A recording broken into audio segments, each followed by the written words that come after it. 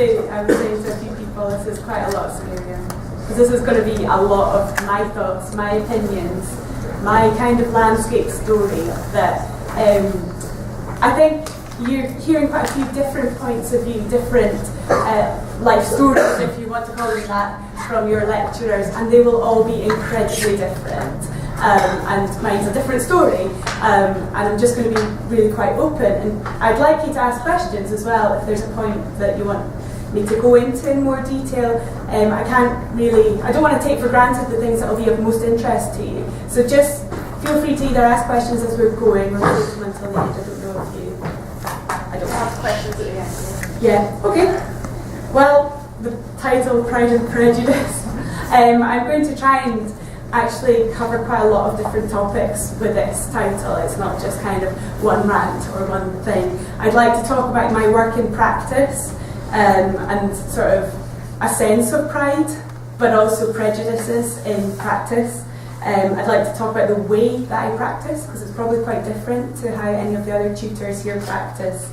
I would like to use it as a kind of umbrella topic to think about some of the differences or the disparity between theory and practice. I think there's a massive disparity between what we do here at university and what you then go on to do in the field. And it was something that I was really quite disillusioned by when I first left. So I'd like to talk you through it, because I certainly have come round to a kind of an end game, not an end game because I suppose we keep going, but talk you through how I've kind of dealt with having to always think about that difficulty between what we think we can do as landscape architects and what we're actually asked to do. And that comes down to quite a lot of people's prejudices and dealing with those. And I'd also like to use it as an opportunity to kind of question design ego and to maybe challenge you with a slightly different approach to design, rather than this quite egotistical creationist approach. There's something a little bit more grassroots that certainly I try really hard to bring through in my own practice. So hopefully a talk that touches on all of those bases.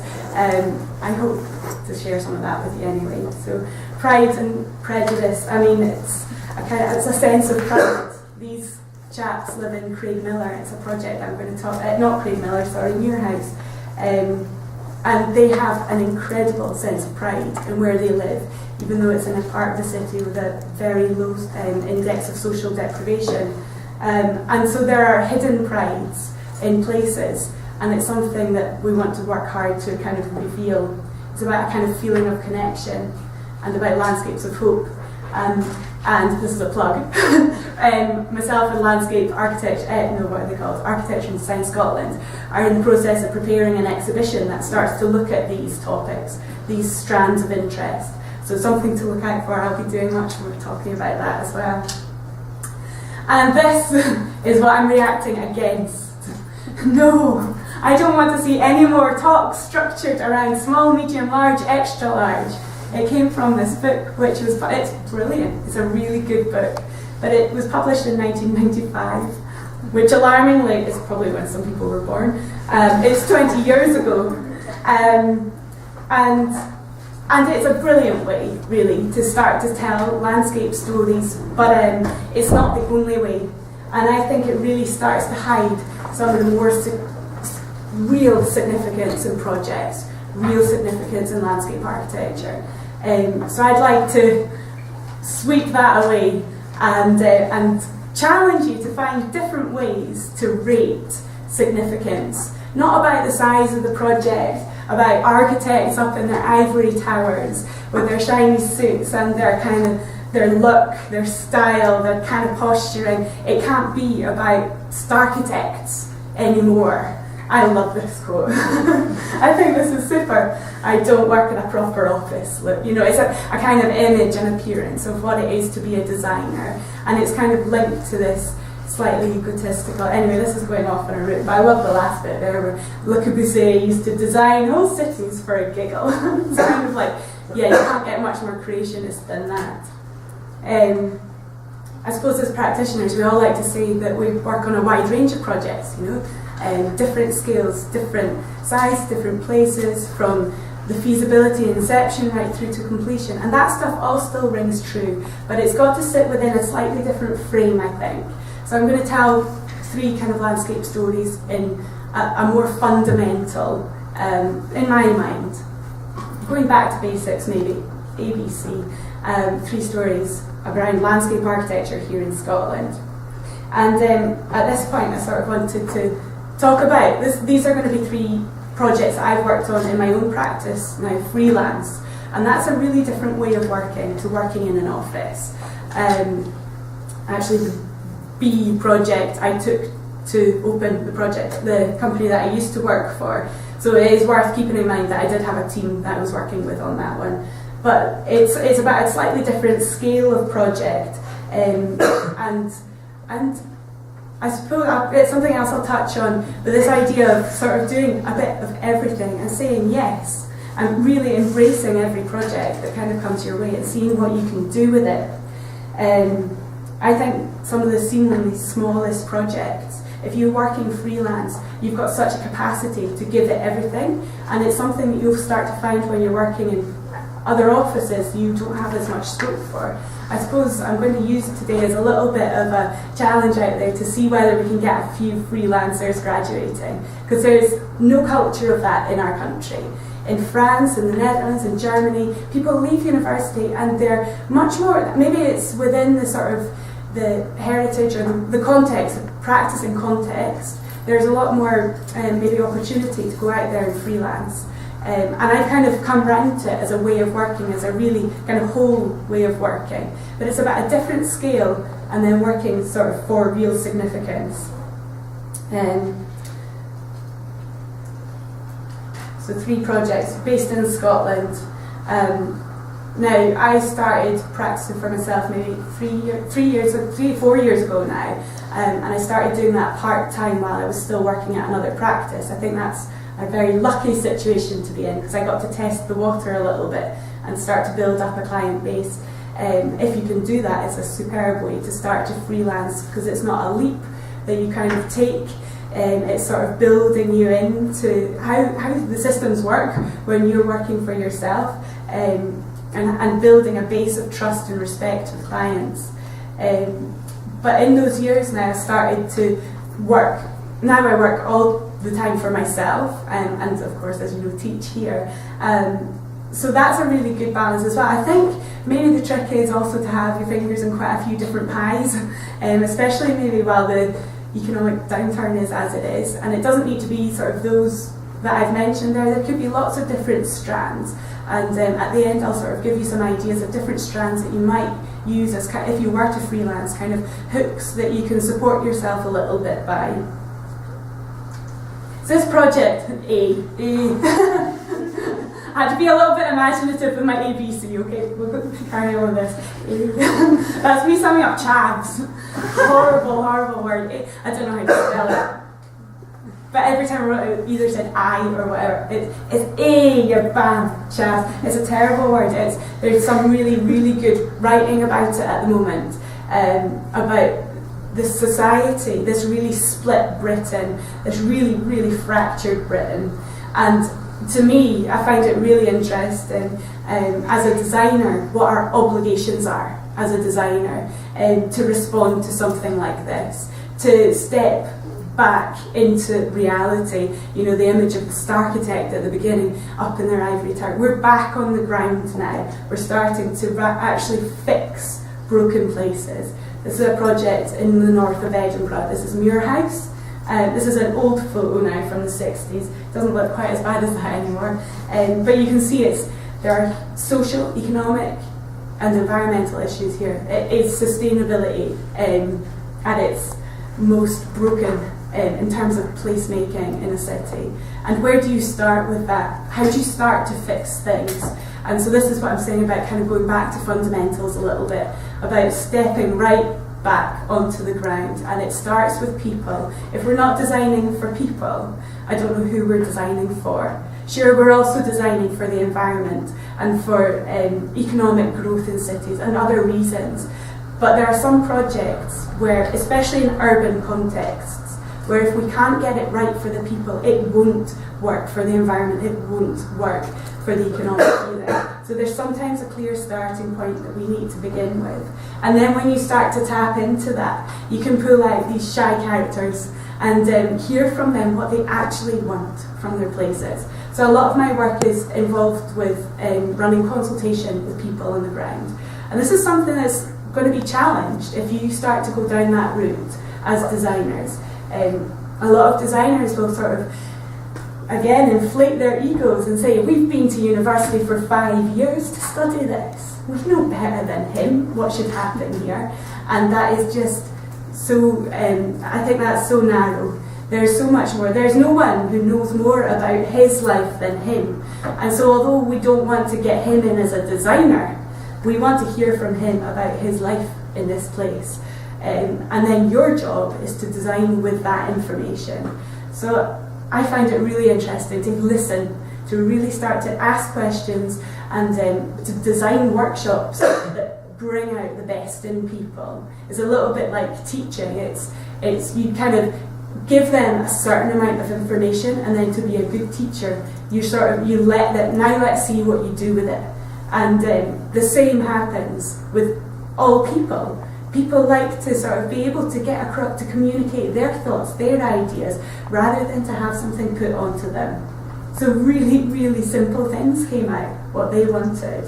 Safe Park, I mean, you can see the sort of place that we're trying to deal with. And I don't know, some of the older years might recognise this project, which was done by some students. And this was like an initial project that sort of started the ball rolling in this community, where they just brought turfs of grass. And in that previous slide, in that kind of concourse, they started to invite people to kind of take hold of it, to reappropriate this space. And I thought that was really interesting, just to let them, just little steps, little things that might start to make a big difference. So this is the types of people that I work with. It's not a private developer looking to make as much money out of a place as possible. I work with a lot of trusts and charities and public sector organisations. Not so much with the council. It's kind of more difficult because in a way the council is very economically driven. It's much more kind of with third sector organisations, and I do a lot of Architecture and Design Scotland as well, and they've got a remit to really start to challenge these things. It's something I find very enjoyable because they're there to try and push things forward like you are. So on that project there were these 3 trusts involved. They had public funding, and it's not much money, but it's amazing what you can do with a little bit of money. And again, it just makes you think a little bit differently about the social agenda and what you can actually start to do for people. And I mean, if that's not about turning around a sense of pride, instilling a sense of pride in place, then I don't really know what is. But it's not to be your pride, it's got to be their pride. And I think that is really, really critical. So the project here did focus in on a space. That kind of zinc-clad building is the art centre in your house. And it turned its back on the community. It is a very rough place. And they built a big wall around it, which was a shame. And we had to sort of do better than that, because the respect is earned. We have to sort of offer respect, offer openness. And yes, you will get some people who abuse that, but if you give them nothing, you'll get even less back from them. You've got to start a kind of dialogue of involvement. And so the garden that we came up with is just a garden, you know? And I love this because it becomes really challenging. Well, do you need to be a landscape architect to have done that, to have created a garden in a space? And it's a really interesting debate. And you know, a garden designer could have equally done a very beautiful design, but it's about what it's doing. It's about the underpinning layers that are about the social, the environmental, the economic, that are all in there. The studies that preceded this were about access and movement, where people are coming from and going to. It looked at the wider green network corridors, integrated habitat networks, and what this could be part of. And what we offer is much more for the collective, and that's the difference to me. We might do a small garden with walls around it that's that size, it's not big, but what we do with it is for more of a collective good. It's not about having a patron who says, and I'd like the flower bed over there. It's about having a group of people who want to get involved in getting into that flower bed, quite literally, and getting their hands dirty and doing it. And your job is almost to kind of engineer the environmental, the social, everything together. So it's not just about what it looks like as the end game. It's the process involved. That's what makes us landscape architects. It's in understanding that process. That's why there's so much training. We can cut some of the processes, but we have to learn which ones. And when I'm talking about little projects like this, when I have these big like black and white slides, these are like little messages. They're not little messages, they're big, aren't they? But if you want to freelance, you pretty much have to say yes to everything and enjoy it. And if you can be like, I always think I'm this. Whenever I'm just a yes man, I just say yes to everything. And I just think of Jim Carrey. I don't know if you've seen this film, but I've watched it and I just thought, that's me, what's wrong with me? Why can't I just sometimes say no? But actually I think that's why I can freelance, and that's why my business is growing, and it's getting, I'm becoming busier and busier, because if you do something and you do it well and you do it with passion and commitment and enthusiasm, people ask you to do more and people pass your name around. If you're at all thinking about starting on that route, you have to get into a habit of thinking, I can do that. You might be making it up as you go along, because I think we certainly do all the time. Even in practice, if you work for a big company, yeah, I know that you all think, God, we just made this up. I've spoken to directors who, like, 50 years later, they're like, still just making it up. So the better you are at doing that, and the better you are at saying yes, and starting to have a real gut instinct for things, the more that will grow. I mean, it's really something I'm starting to see happen. Because then what came out of that garden was a whole program of events and design input, and it actually started to grow arms and legs, and they wanted to build another community hub building that in return would also have a space around it, and they wanted to connect the gardens, and so things grew. And that's what happens when you start doing something, start doing it well, it grows. And so when you start talking about grassroots projects, you just have to take them and know that they're going to go somewhere if you can do your job as a landscape architect as well as you can. And this project, this was linked to that garden project, and we were just trying to find out, and some of the things that they were asking for were so basic, so simple. They didn't put seats there because the council thought they'd get burnt, and they probably would, the way that it is at the moment. But the more we started to do, the more it's like, we have to do better than this. Kids are sitting on speed bumps because there's nowhere to sit. You don't send kids to sit in the road. We need to do more. And some of the things that they were starting to ask for were like really quite engaging as well. Just, when people start to say we want to reconnect with this place, you're like, that's really intelligent. That's really meaningful. That's something that we can do with you. And so we had a sort of series of projects. Some of them were a little bit retro, and some of them more modern, and involved artists as a way to kind of bridge between not having an awful lot of money and doing something that has a big impact. So you start to realise just how valuable a bit of paint is, and start to make projects and listen to people and listen with your eyes and start to turn that into something. The next project that I'll talk through that builds on this idea of a social obligation to do more, to offer better. And I should have said when I was talking about the Muirhouse project, you have to, this is something I've only realised in the last year or so, you have to ask yourself with every project that you do, what are you doing with this? It can't just be about making it look a bit nicer, kind of how nice can my paving pattern be? What are you doing? What are you achieving? What are the actual objectives of this, and how far can you go with it? Something that's becoming increasingly important, something that we're discussing with Architecture and Design Scotland to see how we can build that in as a kind of, when they're doing their design reviews, because they review designs quite often, and they'll ask designers, what are you actually achieving with this? So let it be. Let it should we that's changed the font, never mind. Should we let it be? This is a study that I did for vacant and derelict land. You might have come across it, but I'm going to talk you through some of the process behind it. Where we did a feasibility study first that looked at it mapped all the vacant and derelict land around Edinburgh, and it pulled out 6 as pilot studies, and we wanted to see what we could do on a temporary basis, just meanwhile, until the site becomes something else. And these are all kind of tucked away right in this heart of the city, and it's great to come across them and think, wow, what could you do with a place like that? And this is again coming back to what I was saying, as landscape architects we're considering it for more than just what it's going to look like. It's not about titivation, it's not kind of powdering the nose, is it? It's some sort of deep root canal treatment that we're doing here that starts to draw things back to the surface and start to make more of that place, and some of the processes that are still ticking over there and starting to heal it again, so that it is aesthetic. That's our architecture side, but the landscape side has to be functional.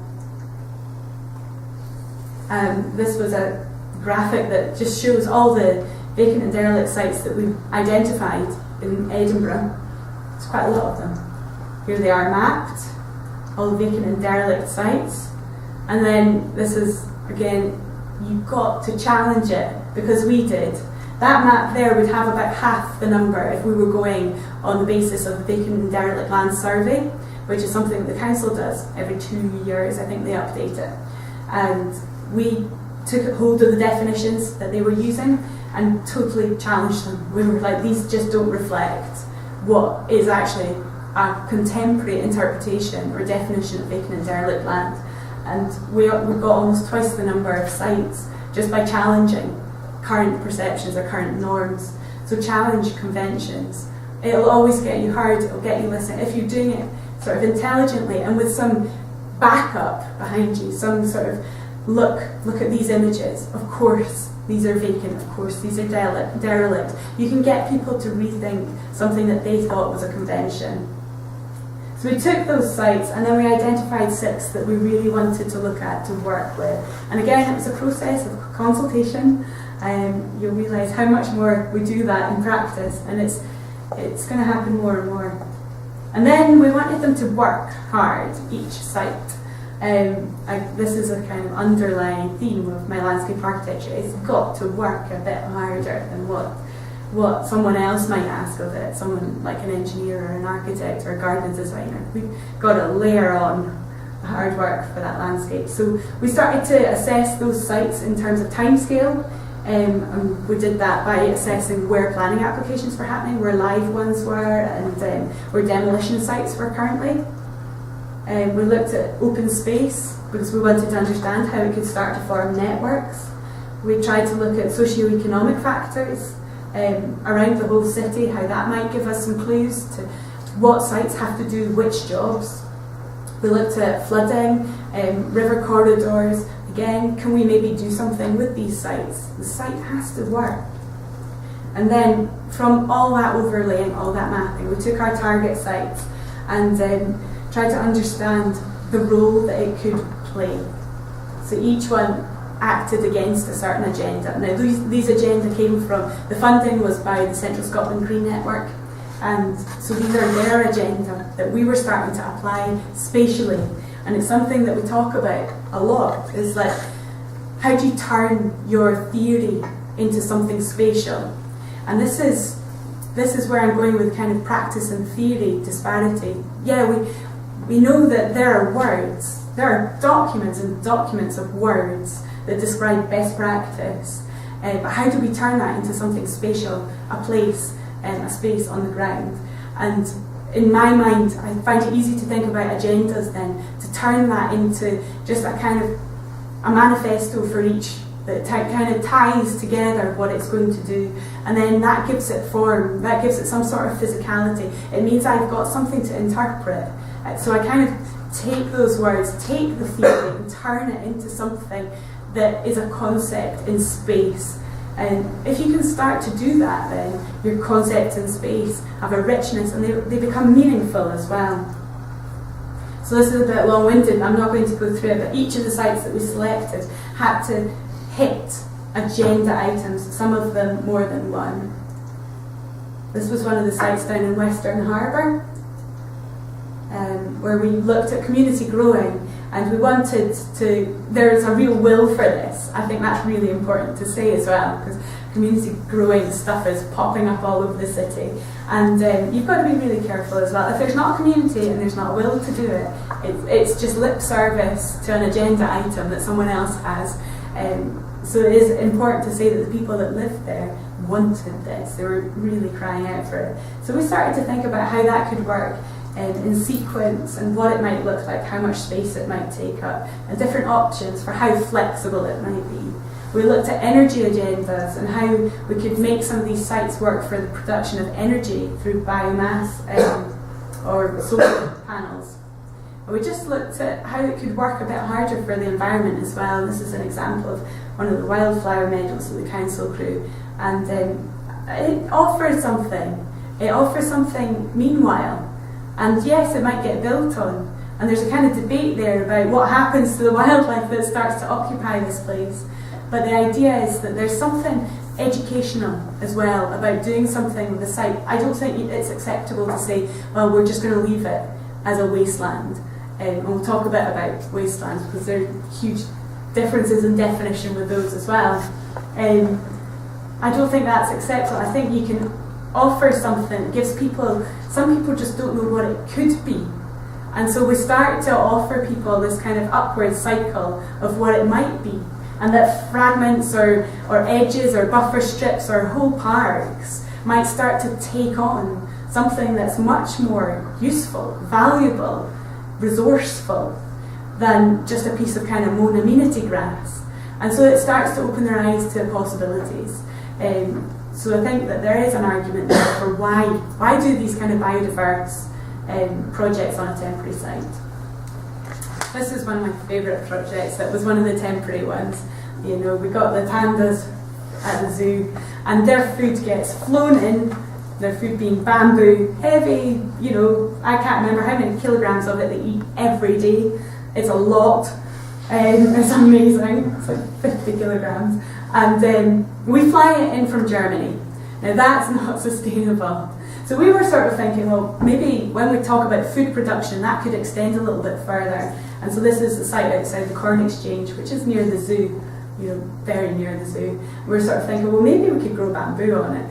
And we could make it part of an outreach programme, and it's educational, and people get involved in it. And then, you know, there's a whole cycle there. It's about doing more than, and I love these guys. I've learned quite a lot about pandas. I've forgotten it all, but starting to learn which bamboos they prefer, how many different species they need. That one's not been built yet. It's unfortunate, but we're in discussions with the landowner to use that site. Unfortunately not for the bamboo. He was worried about the roots.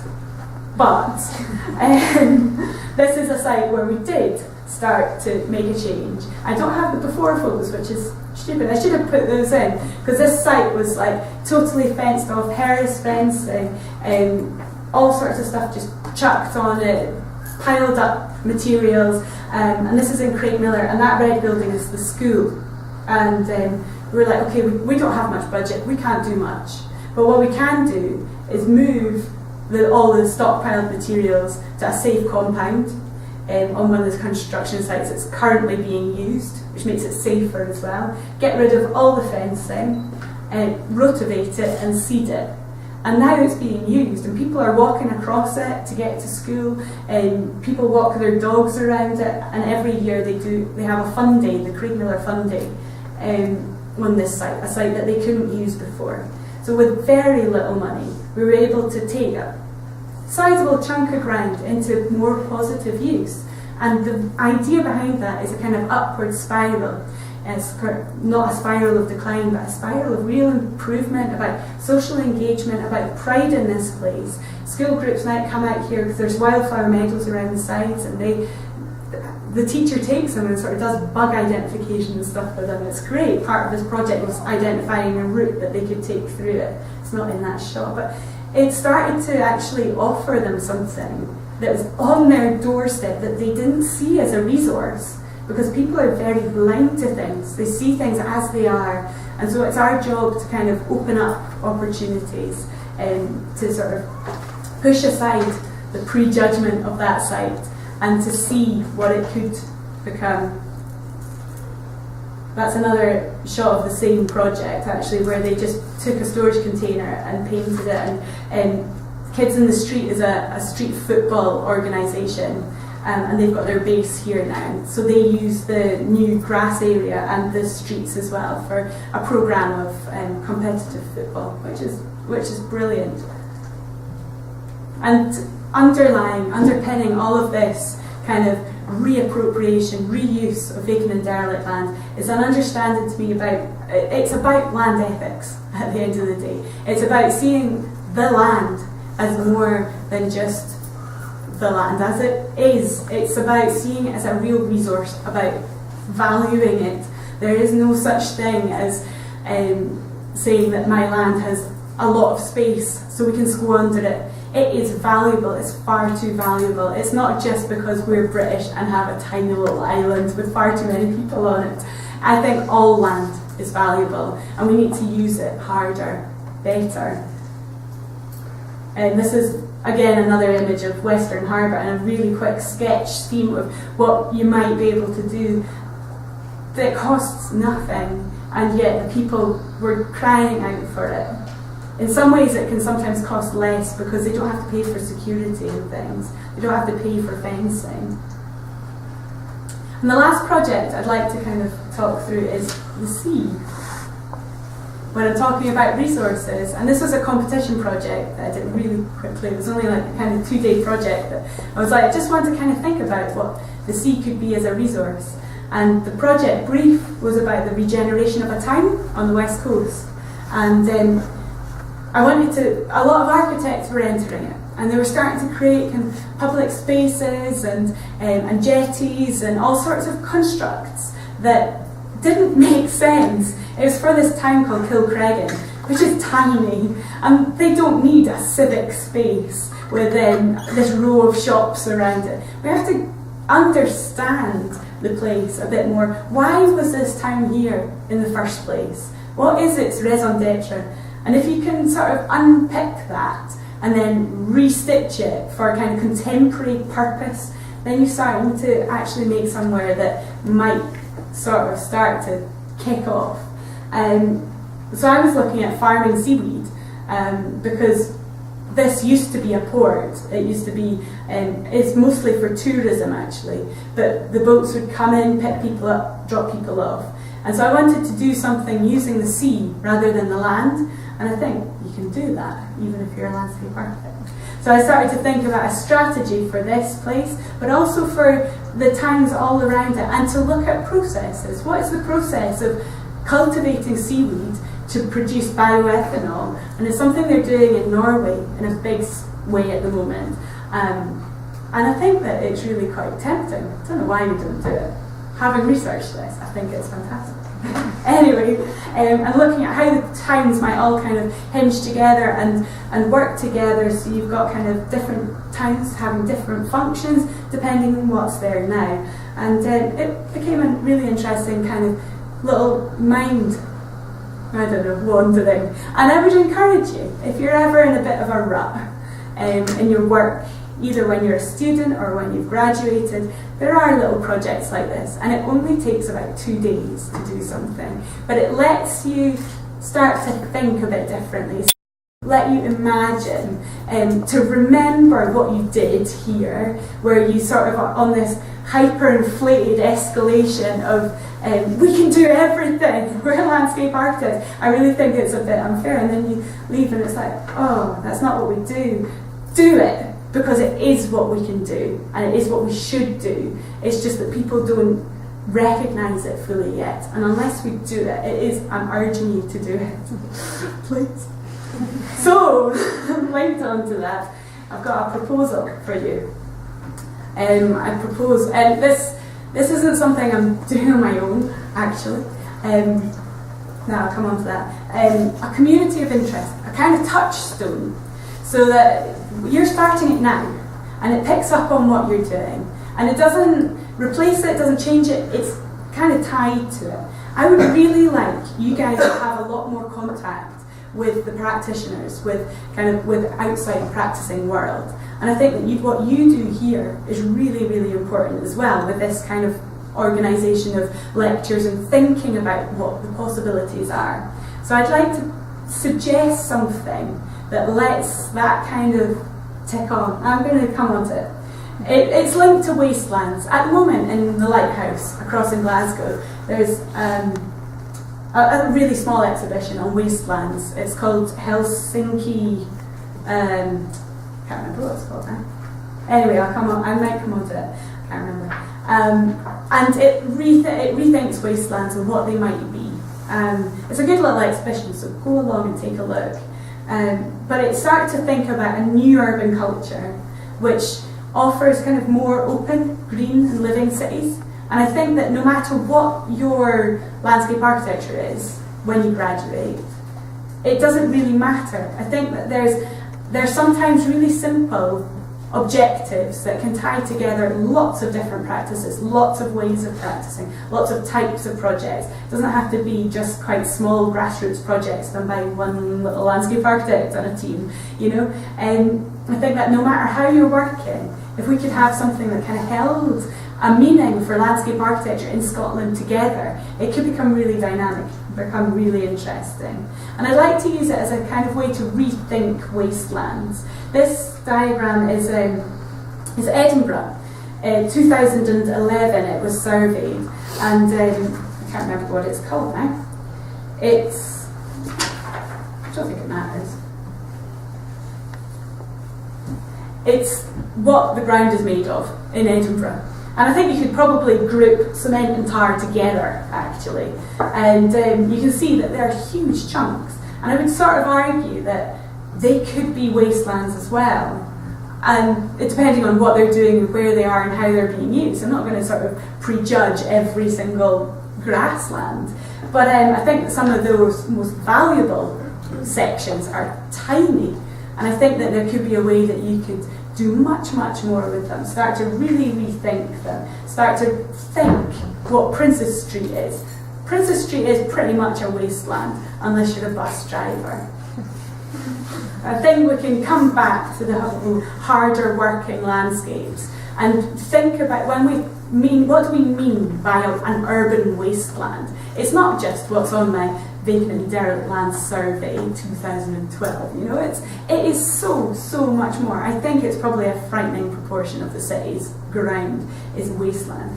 And it's something that I'm really interested in exploring, and not just doing through practice and through projects, but to really sort of put out there, as landscape architects, self-proposed projects to the council. I think every single one of you should write a letter. And that comes back in full circle to listening to the life experts. You can't do that by sort of, again, standing up there. Have I got time for this? Yeah. And designing something that comes out of your head. It's got to be,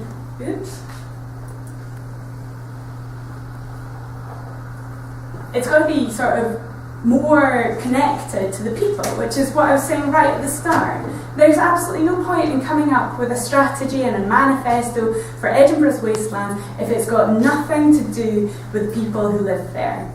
Again, especially if it's in an urban context. This is another project that I was involved in. It was up in Inverness and it was working with school children. It's only nearly 7 minutes long. I'd like to run it. I might not run the whole thing because it kind of goes on a little bit, you get the idea. And we were trying to pull out from them everything that we possibly could about the River Ness, because they're doing a flood alleviation project.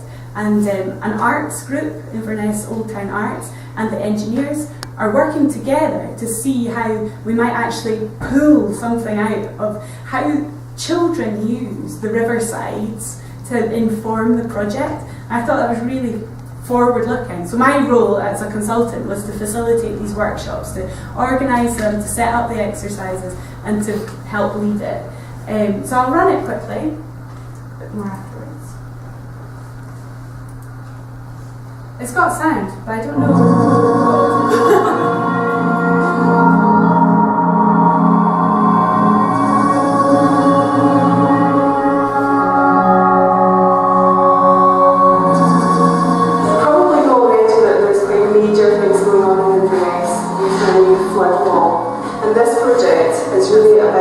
Understanding through your eyes of how you use the river, places that you go, places that you don't go. So we're here to listen, and we're here to kind of get a whole host of ideas of things that might potentially happen to the river.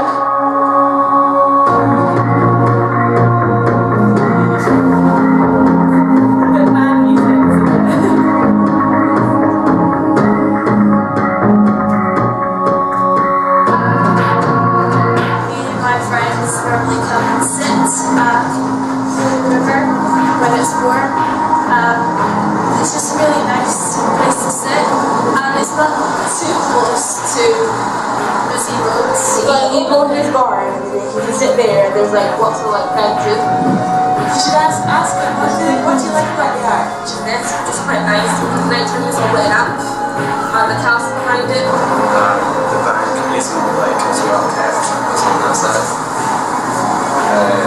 There's a lot of near there.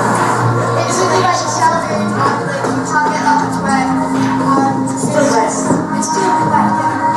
you're not going to get much wind. I think it'd be better if like down here where the steps are, they've got a little platform, maybe like halfway out, like a quarter way out, so like you can go along it and like look at the river, it's like better, and maybe like take feet in if you feel brave enough.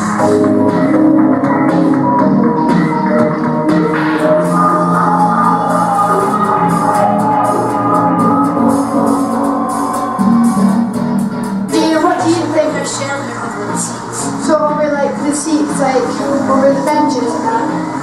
You can see the people watch. See what people are doing. Normally. Yeah, it's foggy today. I quite like to like have a post here to say this is what happened. Like and say things that people weren't here before you. Like that they're probably standing where you're standing. Walking down here, so it's like you have to shots all down here because there's no reason to walk down here. They've looked, they've got steps. Yeah. Do people sit up there? When I'm walking home from school, I just walk along this bit. There's something down there. There's a better to go to. But there's nothing down there. So I just go that way. You could be sitting really good in there. Because like there's nothing bad or you get traffic. Well, it's really nice. It's like you have the nice double mat and glitter everywhere. So you can just be on the steps for widened and the place cleaned up the dead We should like organise for all the schools to get like all the kids to put their half around and write something on it. What about the bridge that you like? That's bouncing! They're not very bouncing, should be more bouncing. Yeah, They should make it less stable.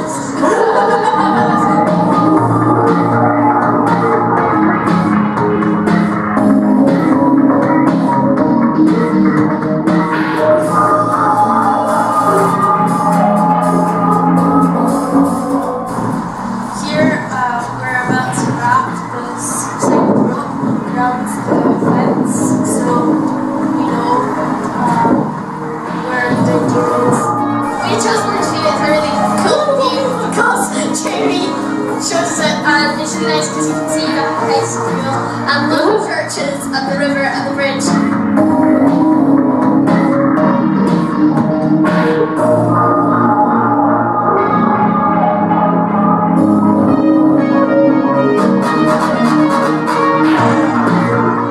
When we walked across here with other people, we always like saying ideas, but then we just think that we're not going to listen to us because we're like kids and like there's loads of other people.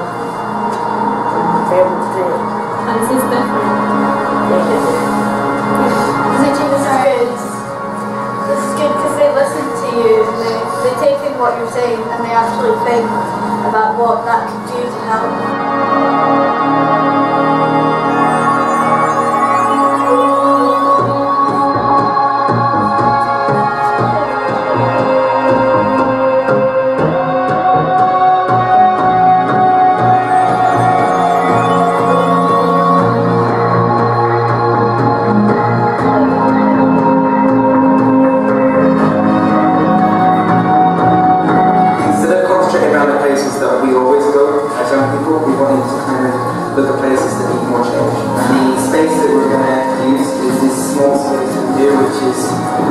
which it's like a kind of thing now going a bit dodgy and you might get laughed about. So we feel these kind of some of how we got changed is emissions filtered to the water and like making the path is like on the water so we can walk along it. It was like literally 9 minutes of rubbish and you think you can make better things. One of the things we wanted to make there was a skate park to be image park. So there's a lot of space and you can make a new track and more ramps and stuff. It would be like the castle because he thinks when you stand up on the buildings, you look really big and you see the photos of that. We were passing the shingle bit and we got we mixed it with some tiny seating in. So when the tide's out, you could go down and sit on the seats and then when the tide comes back in, they end up with a sculpture. So I got those stairs to the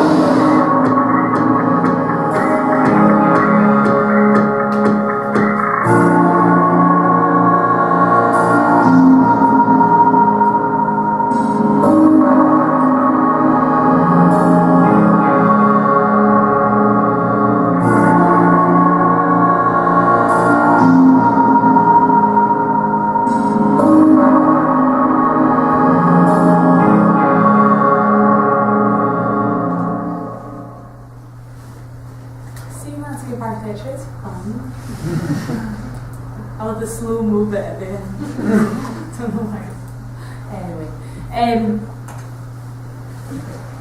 this kind of consultation I think is really interesting. The stuff that comes out of it is so surprising, like how insightful it is actually, and it gives you so much weight when you're talking to politicians, when you're talking to funders, when you're trying to get people to engage in real design. This kind of stuff is like gold dust.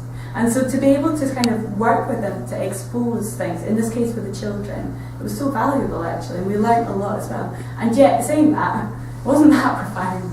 It's actually really simple what they want. It's just that we don't actually anticipate it often enough, I think. So there's something there, I think, as designers that you need to sort of get in touch with.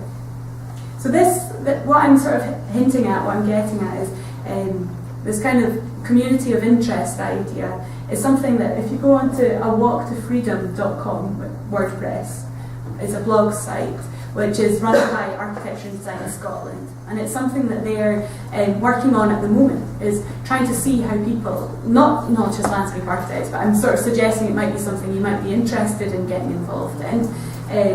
It's not kind of aimed specifically at artists or architects or designers even. It's aimed at everyone who's got an interest in kind of taking hold of spaces in the city. I think at the moment there are kind of two strands to it. It's this kind of cultural expression and a freedom for expression, so art, if you like. And the second thing is about sort of making these spaces more productive and just kind of taking ownership of them. And if they're not, it's kind of organised social anarchy, if you like. It's quite good that Architecture and Design Scotland are sort of leading the way in this. I'm quite impressed. They're getting out of their box a little bit. I shouldn't say that. They're my client.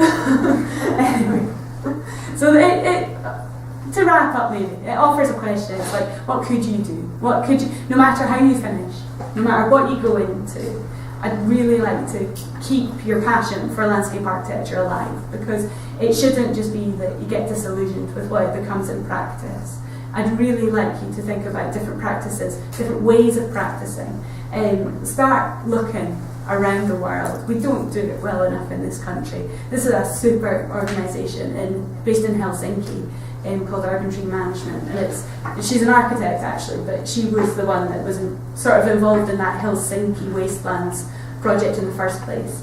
And her company it's doing this kind of work, and get inspired. Think about what you could do, but it doesn't have to be as formal as that. There is also ways that you can kind of work as collectives and just do things that are really simple in a way, but actually affect a massive change. I suppose I'd like to sort of see whether there's a way you can think about doing that. So it kind of wraps up. It's not just about people's pride, pride in place, all of these things. It's your pride as well that I'd really like you to I think so often landscape architecture is sort of apologetic. We're like the sort of lesser cousin to a lot of professions. I'd really like you to have some pride in what you do, to know what it is you can do, to know what you can influence as landscape architects, and to actually do it. And that's me.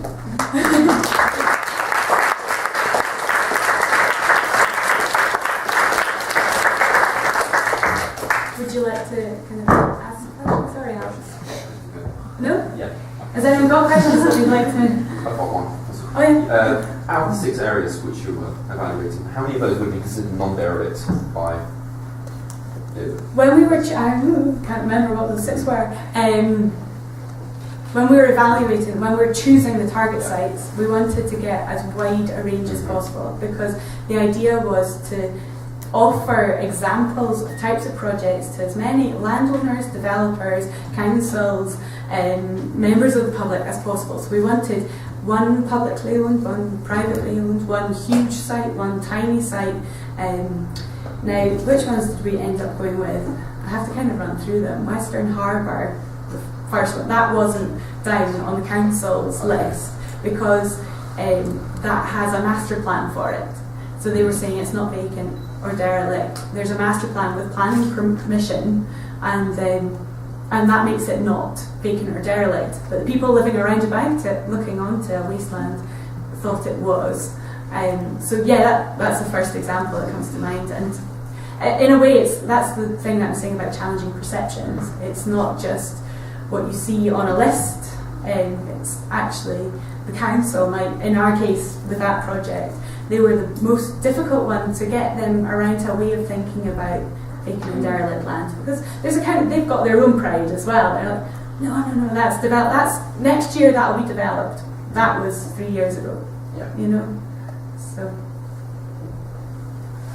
anyone else? Yeah. You were discussing prejudice in the beginning. Who, according to you, is the most overrated landscape architect in the world?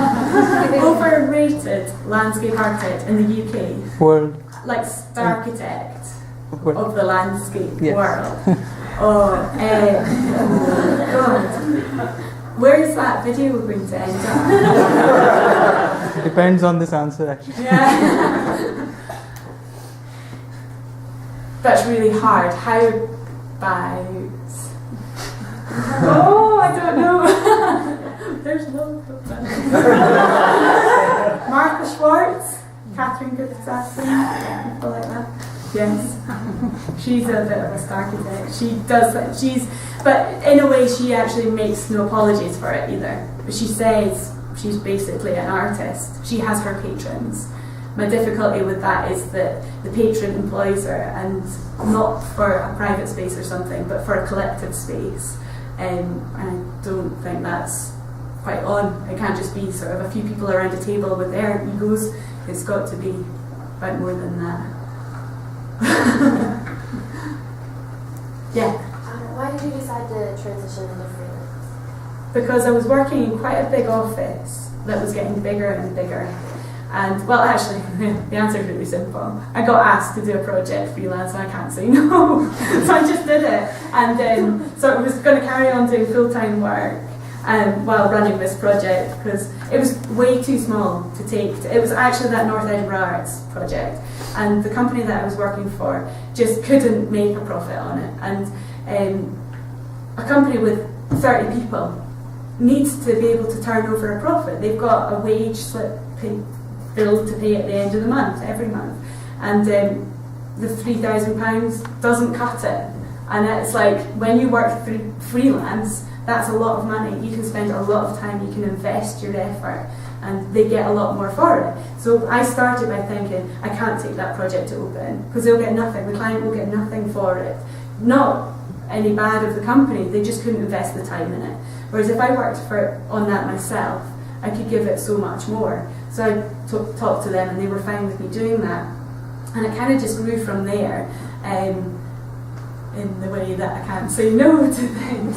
So, I mean, and I also knew that I was doing more, not working on kind of projects with commercial developers. And that's that's a really difficult one because you can also really influence things from the inside out. And that's why I was going on for a long time. When I first started working for EDOG, I knew that I was going into a big commercial company and they would have their ways of doing things. They have shareholders, they have to turn a profit. They can't just say we're going to do it for fun because they've got shareholder interests. And I soon became pretty disillusioned with that because we were turning down projects that in my mind were more significant but less profitable. And I thought that was an opportunity to actually take those projects on and to work with those trusts and charities. And actually, you'd find if they pay better than a private developer anyway, not like rate or anything, but they've got their budget and they need to spend it or they won't get it again. So a private developer in these kind of in recession is really difficult to work with, and it's difficult to get paid. And I think that's where a lot of practices are struggling at the moment. So I think it's not actually as risky as it sounds. Do you know what I mean? Yeah. Do you think you could have done it straight from college though, or do you think it's no, experience? Yeah, that's a really good point, and it's something I did actually need to say. The reason I can do it now, that transition became really easy, was while I was working in the company, I was able to get chartered. And that was a really good environment to do my chartership because I could do quite a wide range of projects. Well, wide in a sense. And so that is true. If you're graduating, it's probably worthwhile sort of teaming up with someone or just saying that you're not chartered landscape architects. The chartership doesn't rely on working for a big corporate company. That's not the only way to do it. So I think it's having kind of open eyes to that as well. Yeah. What did you do when you were working? I went to the States. I worked in San Diego for a year. I worked for a tiny firm. It was about 5 people. Well, when I say tiny, it's not tiny compared to what I am now. But compared to EDOG, which was massive, it was really small, but it really showed me the nuts and bolts. I should also say I did no design that year. And I was gutted about that at first. And it was actually another colleague in the same year who was actually getting to do loads of design in Ireland, who was like, yeah, but Liz, that's not what you learn. If you can design, you can design. What you learn on your year out is different skills. And she was absolutely right. The skills that I learned working in the States, being a CAD monkey for a year, but they still took me to so many meetings, and I got to see the whole range of process of a project from the start to the end, which was really good. So no, I really enjoyed working in the States and working in the States where landscape architecture is a bit more recognised when you're working, especially with other professions like engineers and architects. They actually know what you do, which is really quite, it's not like that here where you kind of carry on explaining what you do even when you're working with a very experienced design team.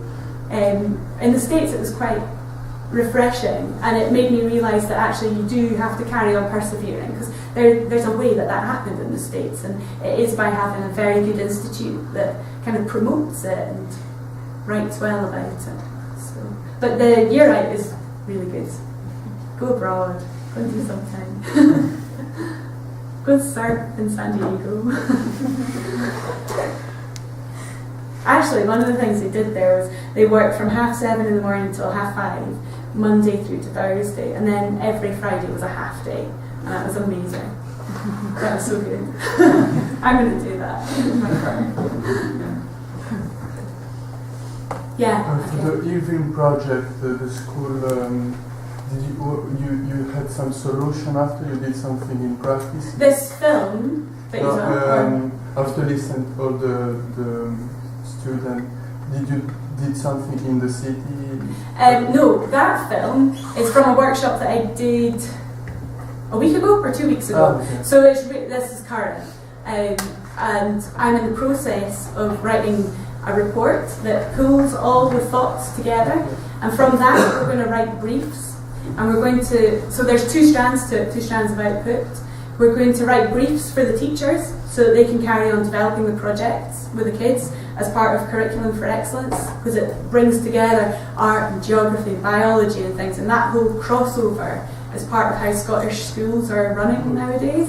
And the other output is, totally forgotten. Briefing notes for the engineers and a series of projects actually identifying sites, because the Art Council in IOTA, Inverness Old Town Arts, have got funding already secured, and so we need to identify a series of projects that can then be funded to be delivered. These will go towards writing that brief. So it's, at the moment it's not building anything yet, but hopefully that's the next stage. Yeah. Well, yeah, because I went last year, so a bridge very colorful with a lot of light, so I thought it was the answering of one of the... No, it's not that one, no. But students love that bridge that's all lit up. And they want one of the bridges to be less structural and one of the bridges to be more lit up as well. So yeah, they like that kind of thing. Yeah. I just kind of imagine Adrian Naffer when you say, I'd like that bridge to be less structural. That'd be brilliant. Yeah, why not? Brilliant little drawings that some of the kids did actually. With the bridge like all like snapped cables and people like flying off the sides. Why would that be a good idea? Anyway, we also got some serious material. Are there any other questions? Yeah. What did they do with the site in Western Scotland where you did the seaweed farming? That was a competition. I don't know what came of that. An architect won it. I don't know. They haven't published anything about that. They published like the winning submission.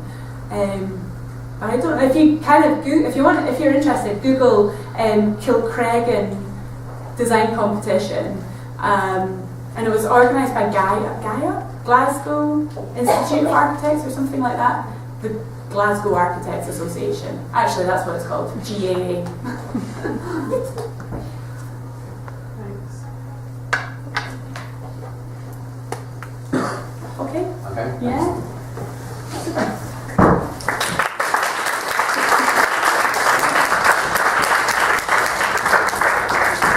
We're just going to be meeting outside for a little while. We're having some drinks, discussions, and some more refreshments. When's the next one? 20. The next one is on the 28th at 4 o'clock. And it's Tiago and Paul. Yeah. Okay. See y'all then.